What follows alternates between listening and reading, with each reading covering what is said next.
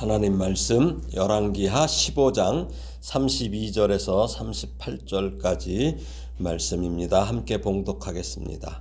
이스라엘의 왕 르말랴의 아들 베가 제2년에 유다왕 우시야의 아들 요담이 왕이 되니 나이가 25세라. 예루살렘에서 16년간 다스리니라. 그의 어머니의 이름은 여루사라 사독의 딸이더라. 요담이 그의 아버지 우시야의 모든 행위대로 여호와 보시기에 정직히 행하였으나 오직 산당을 제거하지 아니하였으므로 백성이 여전히 그 산당에서 제사를 드리며 분향하였더라. 요담이 여호와의 성전의 윗문을 건축하니라. 요담의 남은 사적과 그가 행한 모든 일은 유다왕 역대지략에 기록되지 아니하였느냐. 그때에 여호와께서 비로소 아람왕 르신과 르말랴의 아들 베가를 보내어 유다를 치게 하셨더라. 요담이 그의 조상들과 함께 잠에 그의 조상 다윗성의 조상들과 함께 장사되고 그 아들 아하스가 대신하여 왕이 되니라. 지난 시간까지는 15장에서 북이스라엘의 5명의 왕을 살펴봤어요.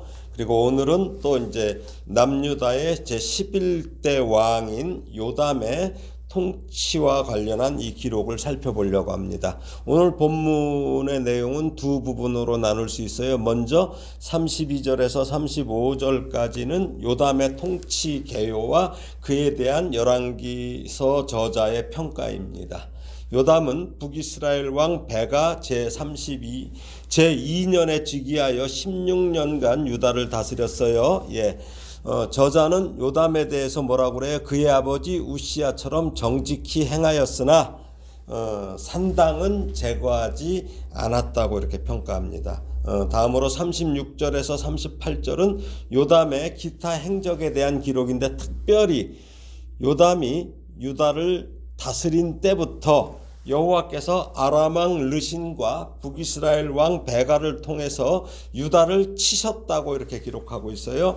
여기서 아람왕 르신과 북이스라엘이 연합하여 남유다를 공격한 것은 표면적으로는 당시 아람과 북이스라엘이 아수르의 그 남하 정책을 저지하고자 반아수르 동맹을 맺고 유다 니네들도 좀 동참하라 이렇게 동참시키려 했는데 유다가 이를 거부한 까닭이에요. 그러나 그거보다 더 궁극적인 이유는 요담이 산당을 제거하지 않은 데 대한 하나님의 징계로 볼 수 있습니다.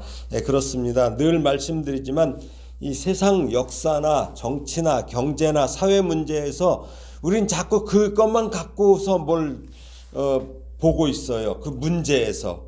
그러나 보이지 않는 숨은 변수인 이 하나님을 제외하고는 그 해답을 찾는 것은 허탄해요. 허탄한 일임을 우리는 기억해야 돼. 그러니까 그거 없이 하나님 없이 자꾸 다른 데서 답을 찾으려고 하니까 제대로 답이 나오지 않지요.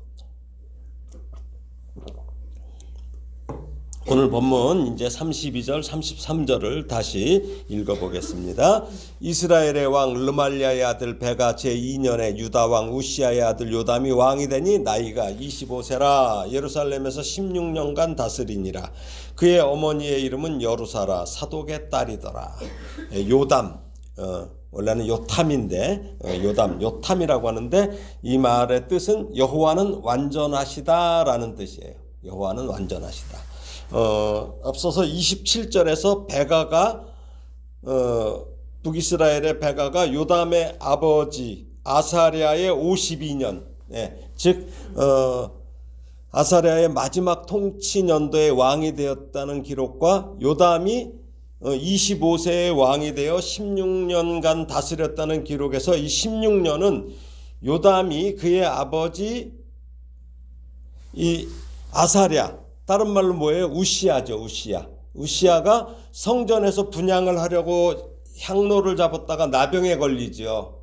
그래서 별궁에서 죽을 때까지 머물렀기 때문에 아버지와 함께 다스리기 시작한 해부터예요. 이게 그러니까 겹치는 거예요.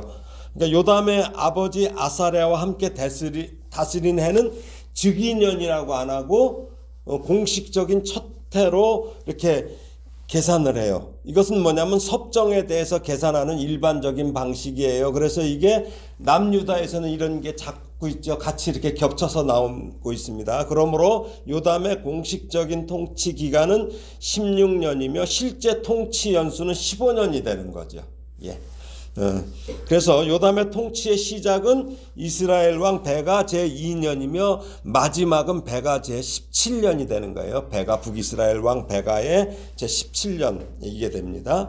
요담은 반아수르 정책을 실시했어요. 그런 반면에 북이스라엘의 문하엠은 친아수르 정책을 폈죠. 그러니까 그래서 이게 그 아수르의 디글랏빌레셀의 그 실록, 그 실록에는 아사랴, 우시아가 반아수르 동맹국 간의 지도적 역할을 한 것으로 이렇게 기록되어 있어요. 예, 이렇게 기록되어 있습니다.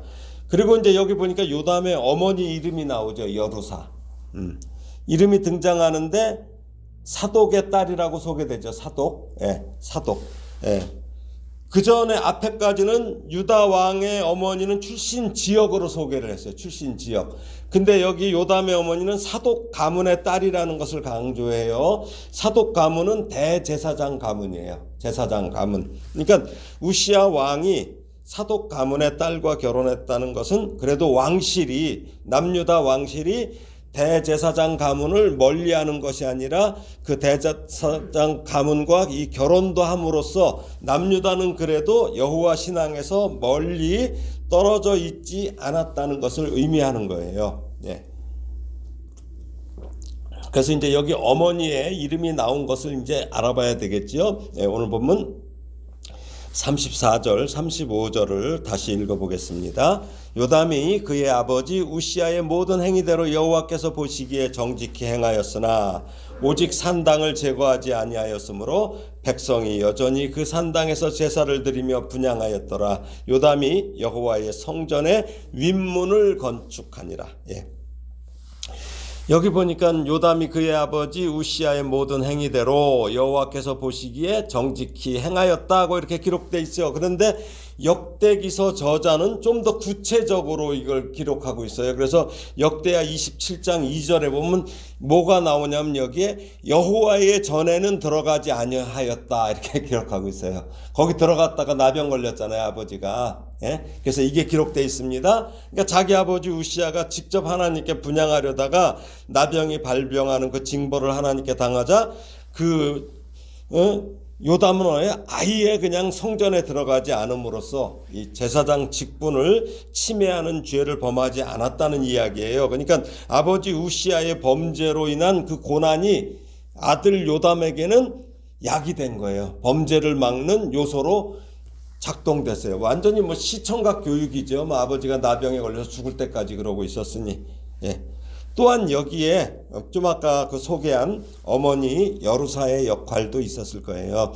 요담의 어머니가 대제사장 가문의 딸이기에 이런 교훈을 강하게 했을 거 아니에요. 그렇죠? 네 아버지 봐라. 이 얘기도 하고 일이 다 다르다. 기름 부음을 받는데 다 다르다. 이 얘기. 그래서 이제 이런 교훈을 받았을 거예요. 그래서 아버지의 고난과 어머니의 직접적인 교훈은 아들에게는 넘어서는 안 될 선, 이걸 넘어가면 안 된다. 이것을 확실히 심어 주었을 것입니다.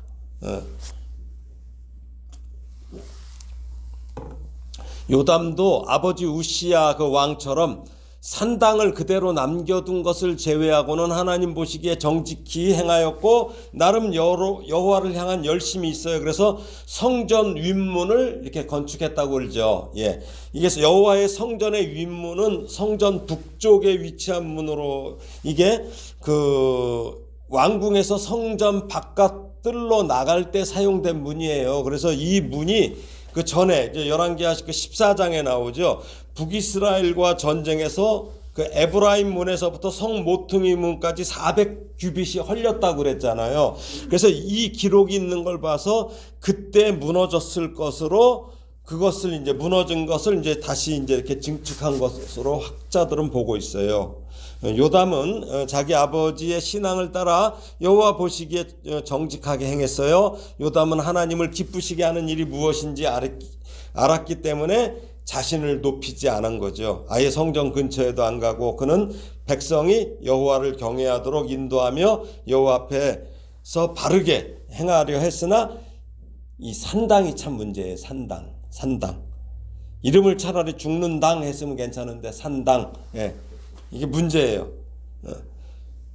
이걸 제거하지 않았어요. 그럼에도 불구하고 하나님의 은총은 요담과 유다 백성들에게 임하셨어요. 그러니까 여호와의 전을 다시 그렇게 그 성전 윗문을 중수할 수 있었고 예루살렘을 견고했어요. 그리고 유다 산중에 그 성읍을 건축하고 이렇게 해서 또 반란을 일으킨 암몬을 제압한 후에 요담이 조공도 받았어요. 예. 그러나 한 가지 걸리는 일이 있죠. 바로 그 일 때문에 문제가 발생해요. 그 일, 무슨 일이에요? 그 산당 때문에.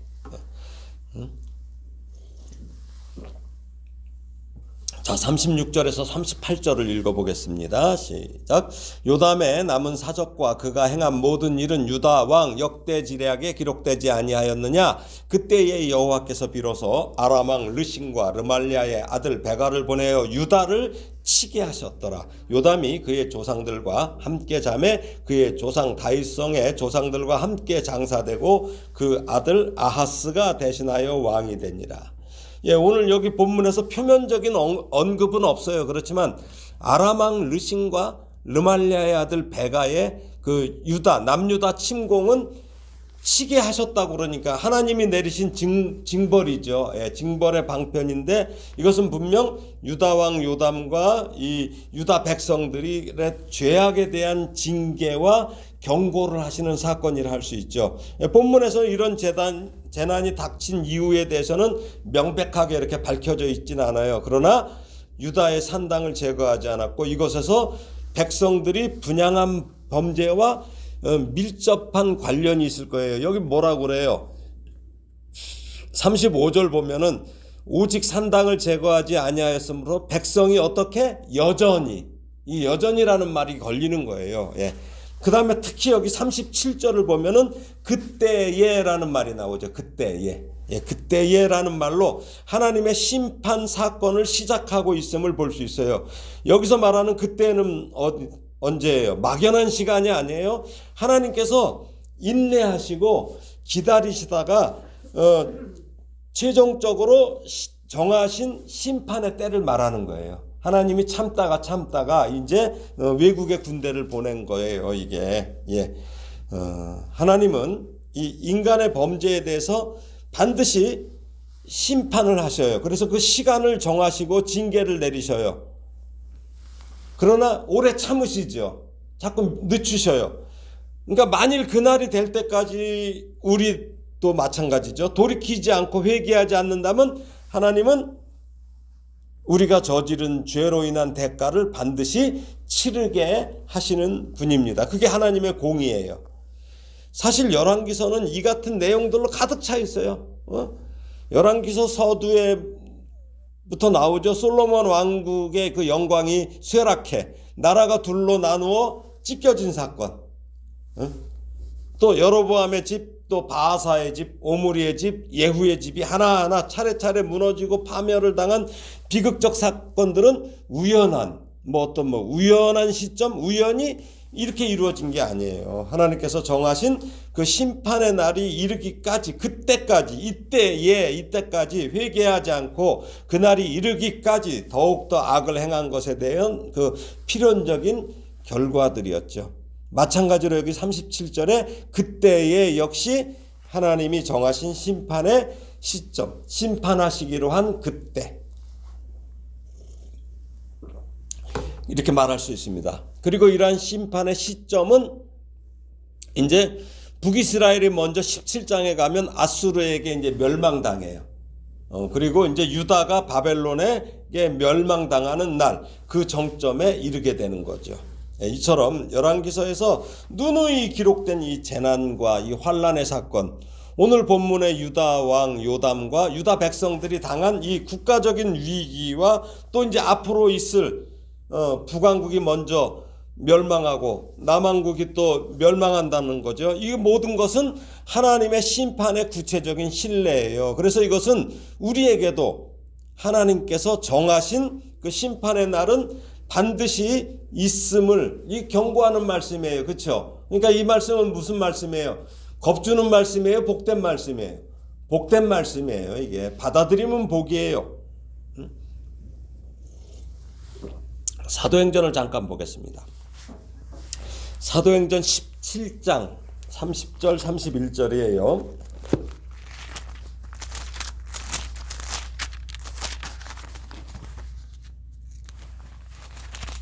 네. 사도행전 17장 30절 31절 읽어보겠습니다.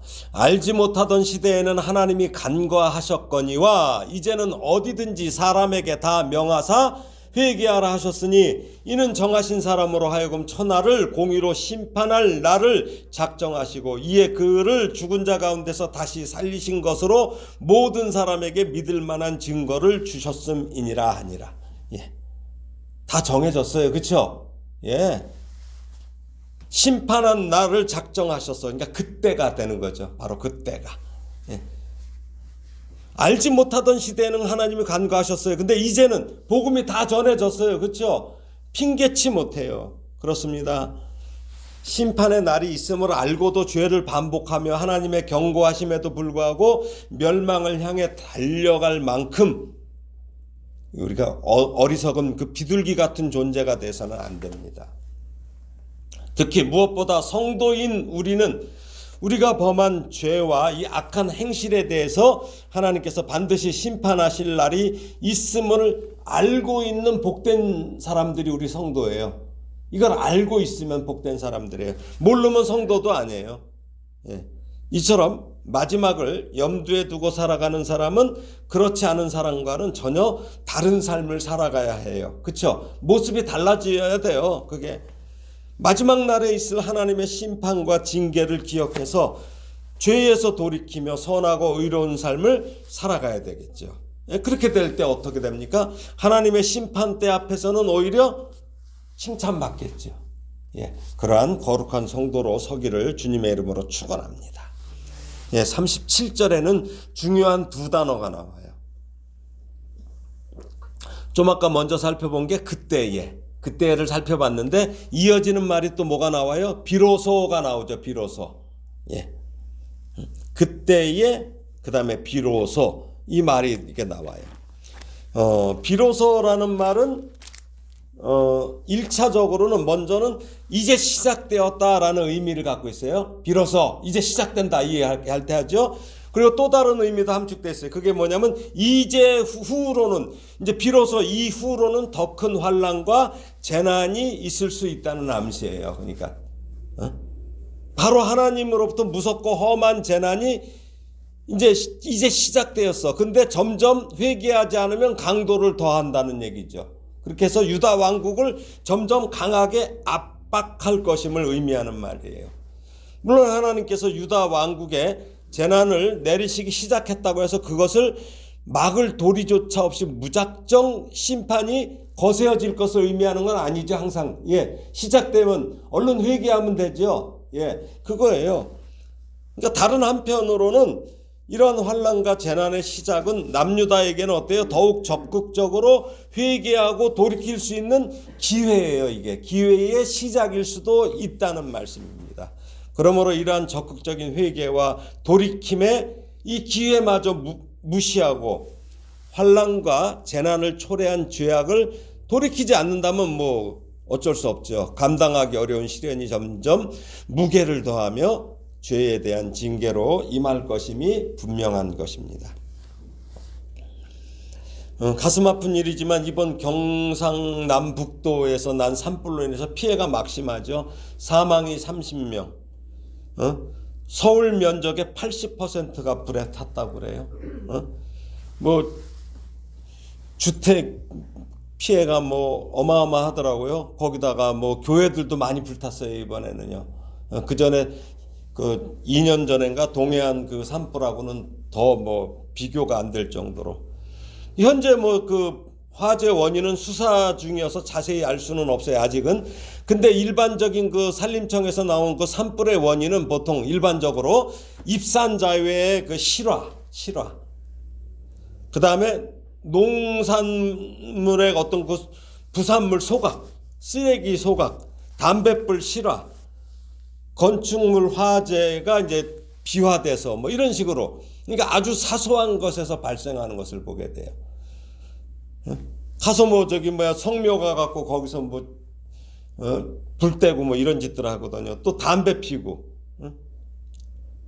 아주 사소한 일에서 시작돼요. 또 불이 다 꺼진 것 같지만 쌓인 낙엽 밑에 있던 불씨가 바람만 불면 다시 살아나. 그래서 지나기가 어려웠다고 합니다. 우리가 하나님 앞에 죄를 짓는 것도 우리가 생각할 때는 아주 사소하다고 생각하는 것에서부터 시작해요. 아주 사소한 것. 그래서 열왕기서는 줄곧 지금 산당을 제거하지 않은 일을 심각하게 지적해요. 늘상 있었던 거 아니에요. 죄는 전염성과 확장성이 매우 크기 때문에 남겨두면 반드시 재앙으로 일어납니다. 그래서 항상 말씀 안에 바로 서지 않으면, 또 말씀으로 면역력을 기르지 않으면 결국 죄에 노출되고 감염되어서 걷잡을 수 없는 지경으로 빠지는 것을 기억해야 됩니다. 그래서 산불 나서 제일 마지막에 그 사람들이 뭘 해요? 잔불 정리를 하죠. 예, 잔불까지 완전히 밟아놓지 않으면 안 되는 거예요. 우리가 자기 자신에 있는 그 마음의 산당을 제거하는 길을 사도 바울은 이렇게 제시합니다. 데살로니가전서 5장 14절에서 20절이에요. 제가 읽어드리겠습니다. 또 형제들아 너희를 권면하노니 게으른 자들을 권계하며 마음이 약한 자들을 격려하고 힘이 없는 자들을 붙들어주며 모든 사람에게 오래 참으라. 삼가 누가 누구에게든지 악으로 악을 갚지 말게 하고 서로 대하든지 모든 사람을 대하든지 항상 선을 따르라. 항상 기뻐하라. 쉬지 말고 기도하라. 범사에 감사하라. 이것이 그리스도 예수 안에서 너희를 향하신 하나님의 뜻이니라. 성령을 소멸하지 말며 예언을 멸시하지 말고 범사에 헤아려 좋은 것을 취하고 악은 어떤 모양이라도 버려라.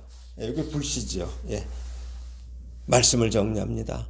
요담은 비록 여호와 보시기에 정직하게 행하였고 또 여호와의 성전 윗문을 건축하는 등의 선한 일도 많이 했어요. 그렇지만 산당을 제거하지 않으므로 여전히 남유다의 백성들이 범죄에 방치되도록 하는 잘못을 범했습니다. 그로 인해서 요담과 남유다는 하나님의 지금 징계를 받게 된 것입니다. 성경을 보면 요담처럼 잘하다가도 한 가지 잘못을 범해서 하나님의 징계를 받은 사람이 많이 나와요. 모세도 그랬죠. 모세 딱 하나 승질냈다고. 또 다윗이 그랬어요. 우시야도 그랬어요. 히스기야도 그랬습니다.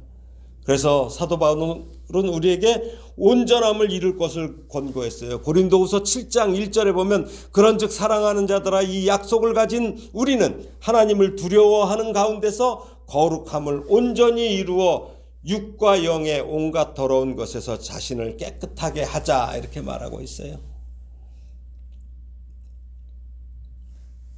온전함을 이루어야 돼요. 물론 우리같이 연약한 인생이 온전함을 이룬다는 것은 참으로 어려운 일입니다. 근데 불가능할까요? 어떻습니까? 가능합니다.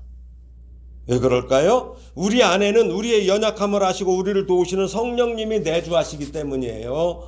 성령님의 도우심으로 우리가 온전함을 이루기 위하여 부단히 힘쓰고 애쓴다면 우리는 분명 하나님의 뜻에 합당한 자로 세워질 수 있을 것입니다. 그래서 우리 마음속에 산당을 제거하기 위해 매일 선한 싸움을 싸우고 매일 승리하는 복된 성도가 되기를 예수님의 이름으로 축원합니다. 아멘.